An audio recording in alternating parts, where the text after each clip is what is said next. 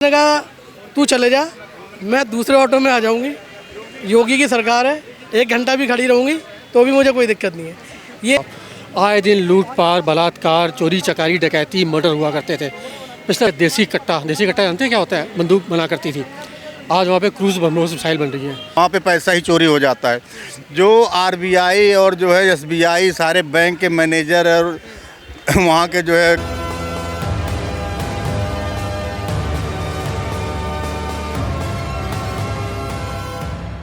नमस्कार, आप देख रहे हैं नवचेतना टाइम्स और मैं हूं आपके साथ पायल शर्मा। देखिए, इस वक्त मेरी मौजूदगी जनता के बीच में, जहां पर हम जनता का मूड टटोलने के लिए आए हैं कि 2027 में चुनाव है। यूपी में क्या लग रहा है?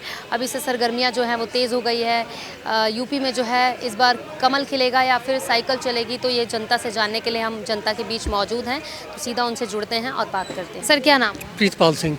क्या लगता है 2027 में जो है यूपी में चुनाव होने वाले हैं और क्या लग रहा है, कौन आएगा? बाबा आएंगे या फिर अखिलेश यादव आएंगे? मैडम, कोई दो राय नहीं है। मुझे अखिलेश यादव की जो जब सरकार थी, मुझे उसके आप 2 काम गिनवा दो, उसने प्रदेश के लिए किए अच्छे काम। नहीं गिनवा सकती आप। आए दिन लूटपाट, बलात्कार, चोरी चकारी, डकैती, मर्डर हुआ करते थे। पिछले 10 साल में ये नहीं कह रहा हूँ ख़त्म हो गए, कंपेरेटिवली बहुत कम हो गए। ठीक है ना। अखिलेश यादव की सरकार जब थी तो मैडम, पता नहीं आपको शायद पता हो ना पता, उस समय देसी कट्टा जानते हैं क्या होता है? बंदूक बना करती थी। आज वहाँ पे क्रूज मिसाइल बन रही है। अभी जो पाकिस्तान पर अटैक किया था इंडिया ने, उसी से किया था। मतलब made in India, tested on Pakistan. मतलब तरक्की की है पिछले 10 साल यूपी ने, और दिख रहा है पूरे दुनिया, पूरा वर्ल्ड देख रहा है। तो कह रहे हैं इतनी अगर तरक्की कर दी है तो अभी भी जो है क्राइम रेट में उत्तर प्रदेश 2 नंबर पे क्यों आता है? जड़ से क्यों नहीं ख़त्म कर देते हैं? मैडम, ऐसा नहीं, टाइम लगता है। तुमने जो गंदी नस्ल, एक वर्ड है, गंदी नस्ल जो पैदा की थी तुम्हारे टाइम पे, टाइम लगता है ना। इतना जो इनको ये हो रहा है, तो मैं आपके चैनल के माध्यम से पूछना चाहूँगा कि अभी कुछ दिन, महीना 1.5 महीना पहले एक मौलाना ने अखिलेश यादव की वाइफ को अनशन कुछ बोला था। तो तुम अपने जब घर का नहीं कुछ कर सकते हो तो एक प्रदेश का सफाई करने में टाइम लगता है। अखिलेश यादव जी सोचिए, अभी आज के डेट पता है आपको अखिलेश यादव कहाँ पे हैं? लंदन गए हुए हैं। लाल टोपी छोड़ के गए यहाँ पे। भैया इतना शौक है तो लाल टोपी पहन के जाओ ना यहाँ पे। तो ठीक है मैडम, देखो ऐसा होता है, ये जो है ना, ये दिखावटी नेता है। ये कहते हैं कुकुर मुत्ते होते हैं, बरसाती मौसम में मेढक पैदा होते हैं। ये कैमरा हो, माइक हो तो कुछ होता है और वैसे कुछ होता है। मैं आपको कहा ना, इस बंदे ने देश के लिए कुछ नहीं किया है। हाँ, अपनी जेब भरी है, अपने खानदान की जेब भरी, उससे कुछ नहीं किया। कुछ भी नहीं किया जनता के लिए, आम जनता के लिए भी कुछ नहीं। अब देखिए ना, आपके सामने है। आप मेरे को, मैं आपको चैलेंज करता हूँ, आप पत्रकार हैं, आप जाके देखिए। आप मैडम, आप पत्रकार हैं, कुछ मत करिए। आप अपनी टीम के साथ वर्ल्ड के किसी कोने में जाइए। नहीं कह रहा यूपी जाओ, वर्ल्ड के किसी कोने में जाइए आप, और सिर्फ उनसे पूछिए कि you know who is mister Modi. हर ना बोले कैसे वंडरफुल पर्सन। पूछ लो अखिलेश यादव, मैडम भर भर के गालियाँ देंगे, भर भर के उल्टा सीधा बोलेंगे, कोई दो राय नहीं है। लेकिन अखिलेश यादव तो ये आरोप भी लगा रहे हैं बीजेपी पर, और जब राम मंदिर बना है तो लाखों लोगों के घर छीने गए, उनको मुआवजा भी नहीं मिला, और कम से कम 1.25 करोड़ घोटालाबाजी की है राम मंदिर बनने। मैडम, राम मंदिर जो बना है ना, शुरू से लेकर एंड तक टोटल लोगों के डोनेशन से बना है। बोलो अखिलेश यादव जी, आप अपने आप को कहते हो कि मैं ऑस्ट्रेलिया रिटर्न ऑस्ट्रेलिया से पढ़ा हुआ हूँ, कम से कम अकाउंट्स देख लो। देखिए मैडम, विपक्ष का काम है आलोचना करना, करनी भी चाहिए, लेकिन ये नहीं मतलब है ना कि आप देश के प्रधानमंत्री के ऊपर अपशब्द बोलो। आप कोई घोटाला नहीं हुआ है। घोटाला हुआ होता ना तो आज तक 50 FIR हो चुकी होती, एक भी FIR नहीं हुई है। उससे उनकी दिमाग की एक गंदी सोच और कुछ नहीं है। सर, आप क्या कहेंगे? आपको भी लगता है कि राम मंदिर बना है, जिस तरीके से उसमें घोटाला हुआ है, घोटालेबाजी की गई है बीजेपी द्वारा? मैडम, ऐसा है, ये तो आज तो राम मंदिर बन गया, जब नहीं बना था तभी ये कह रहे थे कि लोगों से पैसा इकट्ठा कर लिया, लोगों से फंड ले लिया, चंदा ले लिया, लेकिन ये पैसा चोरी कर रहे हैं। तो ये हमारे सनातन के संस्थाओं को बदनाम करने का इनका वो है, शुरू से इनका।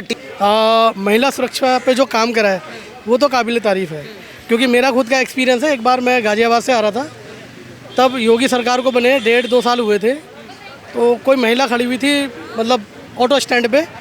ये मैं अपना लाइफ और पर्सनल एक्सपीरियंस बता रहा हूँ लाइफ का। वो ऑटो वाले ने उससे पूछा कि भाई, मतलब लेडी ने पूछा कितना किराया लेगा, तो ऑटो वाले ने 10 रुपये एक्स्ट्रा मांग लिए, मतलब रात का समय देखते हुए 20 रुपये, जबकि वास्तव में वहाँ 10 रुपये लगते हैं। मोहन नगर से गाजियाबाद तक दिल्ली में जब आएंगे तो 10 रुपये लगते हैं। तो हमें भी बुरा लगा कि एक लेडीज़ से वो ऑटो वाला 20 रुपये मांग रहा है।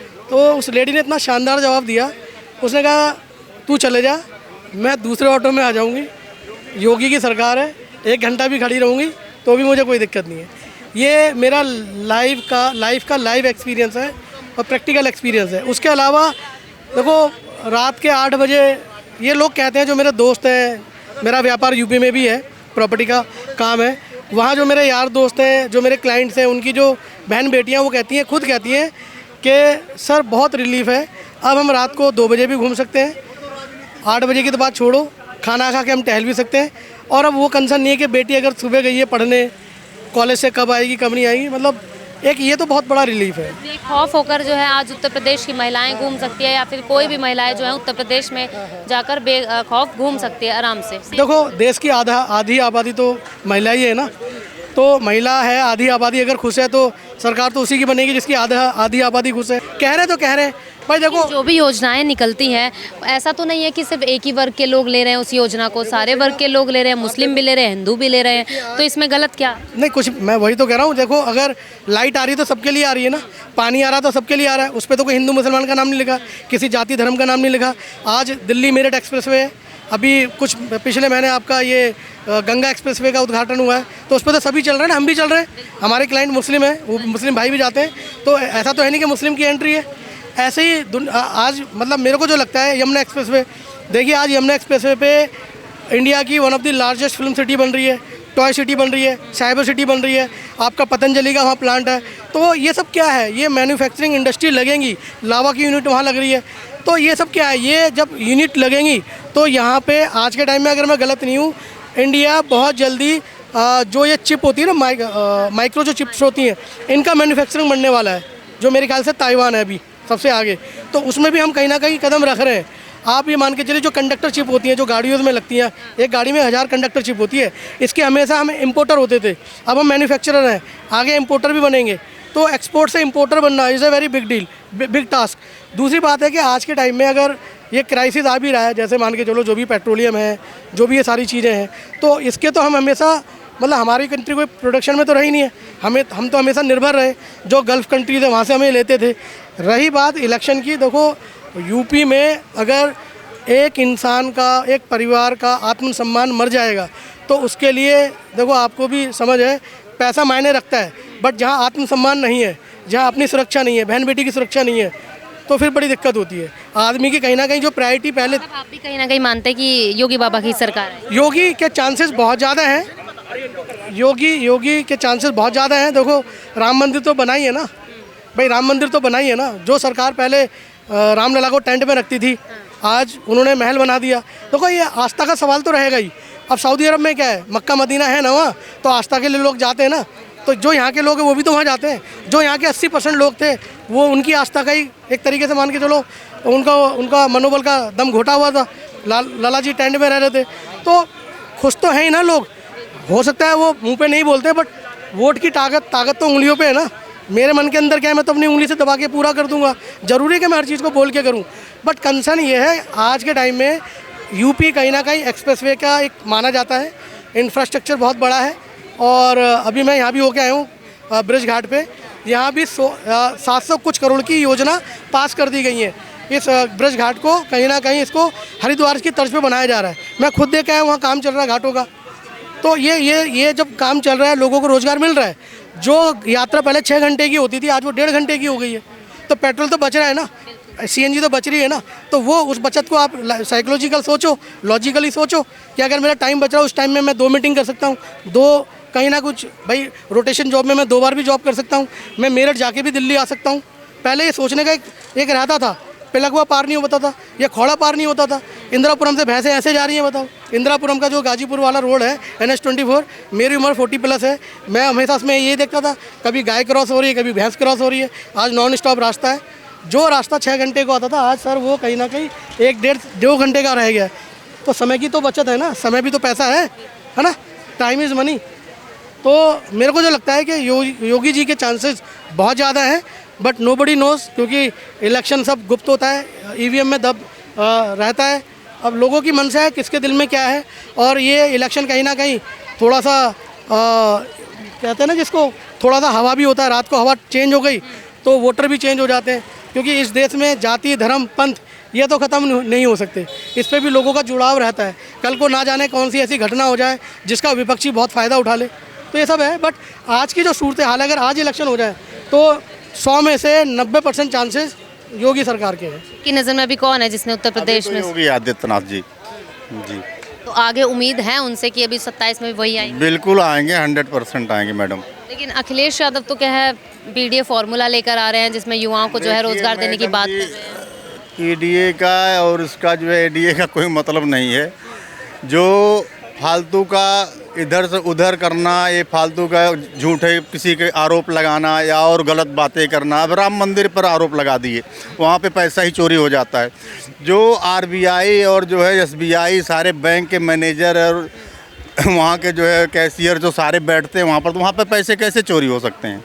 और वहाँ पर जितने भी ट्रस्ट के लोग हैं सारे लोग लगते हैं।